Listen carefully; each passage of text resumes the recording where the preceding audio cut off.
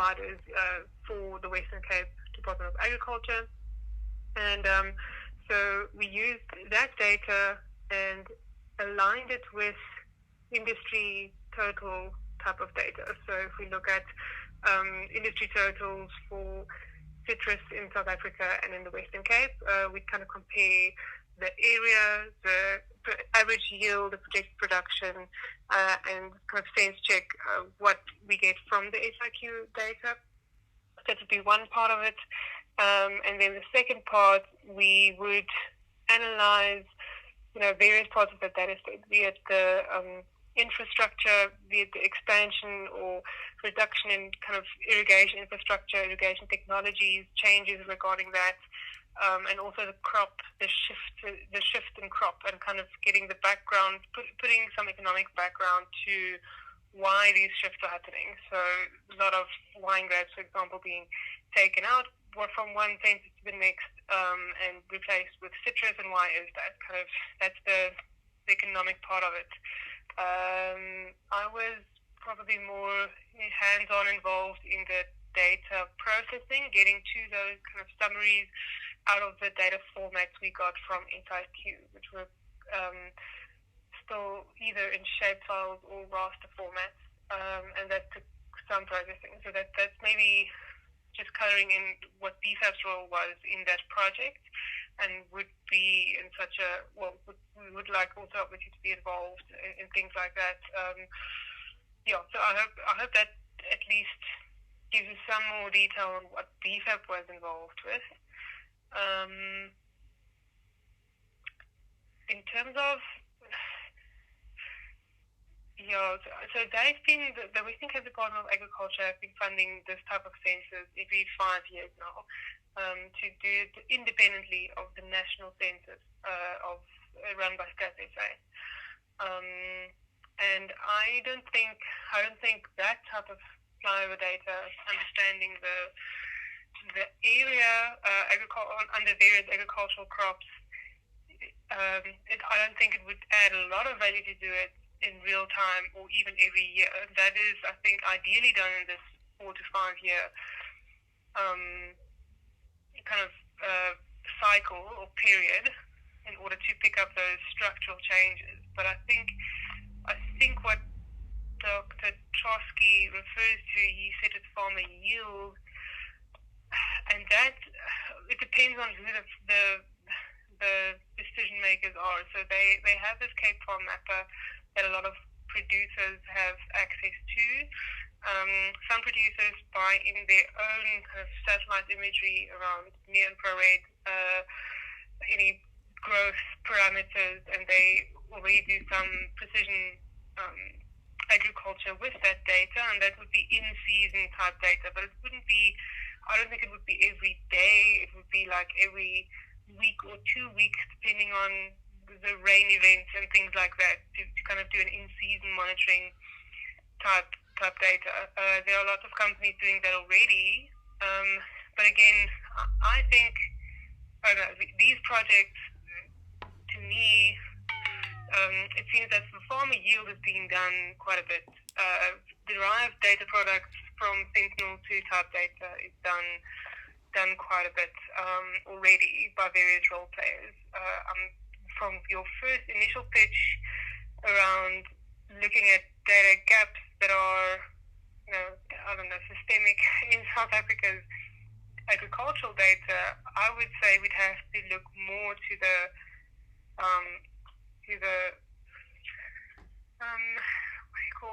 former homelands and really rural areas, and get an understanding of what is being produced in those areas. Commercial production is really linked very well into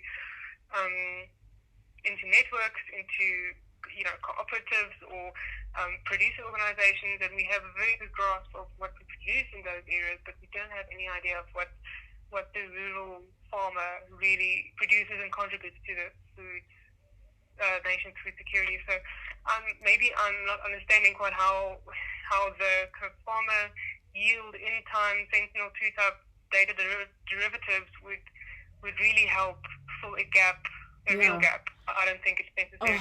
It's so nice to hear that, because that's such a refreshing perspective, Marion, I have to tell you. And what you've just recommended at the end is probably more relevant to the proposal. Because I hear what you're saying. You're saying, in terms of like a commercial perspective with satellites and all this amazing, innovative technology, there is no real problem. The problem is, even if there was a problem, it's like time, if you can make it sooner, quicker, more convenient. But that in itself isn't a problem. But the real problem is getting that information in rural areas. That's what I'm hearing. Yeah, that's my understanding, So definitely. where sort of what would the solution be there, right? Because to me it sounds like it's finding the same mechanisms that we're using in this instance, but then it's probably like funding that would be an issue. Why is it not happening in the rural areas, and what are the potential solutions? Um, okay, I'm going to try and give my best understanding, and maybe we'll need follow-up discussions. But you're right. So this type of product is probably needed, and I think that it's is initially it's probably a funding issue. So national government has run out of budget, to be frank and honest. And I think these type of projects, even though it would help the country a lot, there's probably not enough budget to allocate to a national kind of flyover. In the bigger scheme of things, it would be a kind of, I would say, cost-effective project. There are other projects that are a bit more expensive, but PSAP is probably so we're busy with agriculture, agro master plan work with government and trying to figure out exactly, what money is needed for. And I think government is continually busy with prioritization discussions around where funding should go and things like that. Mm. But so I'm talking about government because I think the stakeholders, the farmers in rural areas, are primarily the interest of government currently. So they're mostly the big majority of them are not linked up into the private kind of networks or marketing channels, routes to Yeah. market, things like that. And I think as a result, there's kind of little private funding going towards that. Now, I mean, either of the two, neither government nor private sector would probably have enough to fund such a project on their own, but to do it collaborative funding Yeah. and to do a few pilot studies with a project like you're suggesting, a donor type situation, and having that collaboration going, that would probably be a big step in the right direction. Yeah. At least to understand the area in the former homelands under all the various crops.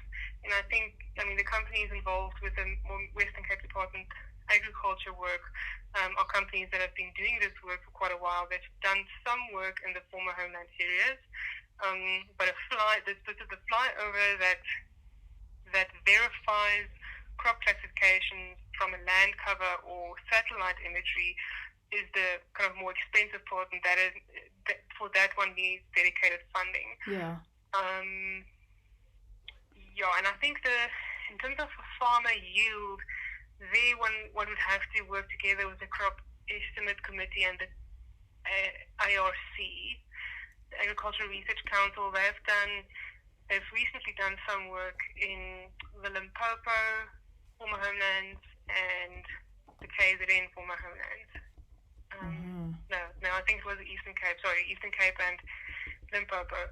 I think, and they did a area breakdown of the commercial kind of crops, just excluding the home gardens, which I think can take us a long way. And I think they had a nice network or group of people set up to be able to do kind of on the ground yield surveys to start gathering that yield data together with the area data. The area data is kind of more of a and I think it's a combination of the in-person verification and the flyover verification. And I think we probably would need to draw on SIQ's expertise in terms of that. Like what do we need a combo? Can we do only in person? Is that more cost effective in these former homeland areas, or would a flyover add value? Things like that.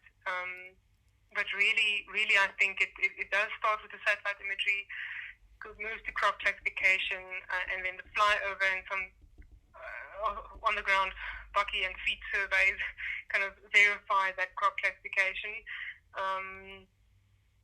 and could also give a good idea around yield and prices received, and kind of help us quantify the value add and the livelihoods created through farming and agriculture in former homelands. Sure, that's amazing. And do you have, Marion, can I just tell you something? I've spoken to so many people, and you're the first woman I've spoken to, and you've literally just come up with the entire solution in 15 minutes. I'm so excited about this, I can't even tell you. Okay, so can you direct me just in terms of building this case now? Because that's what you've just said is the most relevant thing that we're trying to find a solution to. So you've mentioned sort of the Agriculture Research Council and how this is something that had been done already. Can you tell me, is this something, so we're not in the business of building artificial intelligence models, and specifically for this fund, they're offering between $20,000 and $500,000, right, for a project like this. And this is, to your point about not having funding, this is what the funding is for. It's to help governments and it's to help those areas because they realize that that's where the problem lies. There's a lot of land or a lot of agricultural areas that are underrepresented. So we have to just present a case. So do you think this does fall within the data collection, data annotation sort of aspect? Because you did mention that the first part is sort of satellite imagery, or even like combining that with door-to-door data collection. So do you think this falls within our ambit of what we do as data labelers? So maybe I'm not 100% on the same page of what data labelers do. So is that more of the underground data gathering? So in AI modeling. Yeah, so in our context, for example, it could be like fruit annotation, or I can give you two examples of the things that we've done so far. So for the fruit annotation, we sort of take aerial images of what's been done, and then our labelers literally outline oranges so that our algorithm can start learning what an orange looks like and which one looks ripe, etc. The second sort of use case I can give you is with pig annotation. So one of the farmers wanted to know the behavior of his pigs, like are they drinking enough, are they sleeping, how are they behaving, etc. So what we did is we got hours and hours of footage of his pigs in their pen, and then we literally labeled each pig and then like outlined, because video is essentially just multiple images, right? So we just broke it down into images, and then we literally like pick pig one. And then we'd say pig 1 in image 1 and outline him. Then find pig 1 in image 2, and pig 1 in image 3, pig 1 in image 4. To then start teaching the algorithm what an individual pig looks like and their different ways of doing things, when it's drinking, when it's sleeping, when it's fighting with others, etc. So that's what we do. We do sort of the annotation aspect of things. Okay. All right. And if we look at something like aerial photographs or sentinel or satellite imagery, that kind of it links a little bit up to crop classification. Is that what I'm... Yes. So the stages that we've sort of identified are, let me just find them. Like the first would be boundary mapping. The second would be the type of land or crop classification. And then the second would be annotation of yield estimation. So depending on the group of labels or the type of crops. Yep. Okay, that makes sense. That makes 100% sense. So I would say for the former homelands, the crop estimate committee is kind of the committee that has the, what do they call it? The presidential, I don't think it's a levy, but it's a certain kind of fund that they have, and that they, that SRQ and GeoTerra Image, they're the two companies, so it's Eddie Viljoen and them, and then Fani Ferreira from GTI, GeoTerra Image, they do a area estimate in season every year for the Crop Estimates Committee, and they've committed to collaborate then, so they together with the ARC, Agricultural Research Council, they form the National Crop Statistics Consortium, those three companies or units. and then the focus was more on the ARC to kind of execute this same work in the former homeland. And they've done, last year they did a round in KZN, and this year they did a round in Limpopo and Eastern Cape, and it went methodology-wise quite a lot better. Okay. So I would be able to link you up with Rona Bekus at the Department of Agriculture, and she's one of the secretariat or members of the Crop Estimate Committee, and she also she's the key collaborator with the National Crop Statistics Consortium, and I think she would be able to also link you up with the right people in terms of the methodology followed, or the presentation that was presented at the committee, and things like that. Oh, that would be amazing. And that's specifically for the homelands, hey? This is specifically for like the rural areas. Yes. Yeah. Oh, that would be fantastic. Okay. But it's still, so this is still focusing on commercial level production.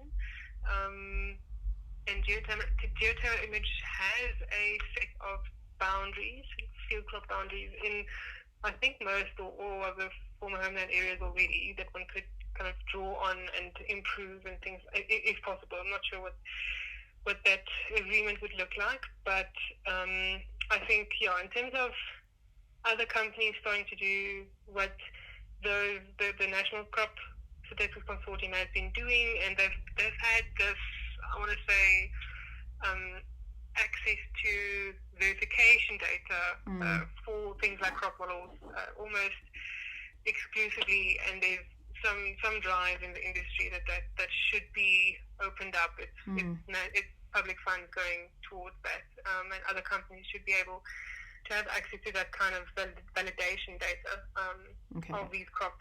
Yeah, so I think the best person to talk to would be Rona as a next step, and she was able to link you up with contact at the ARC and GTI if you haven't talked to them yet.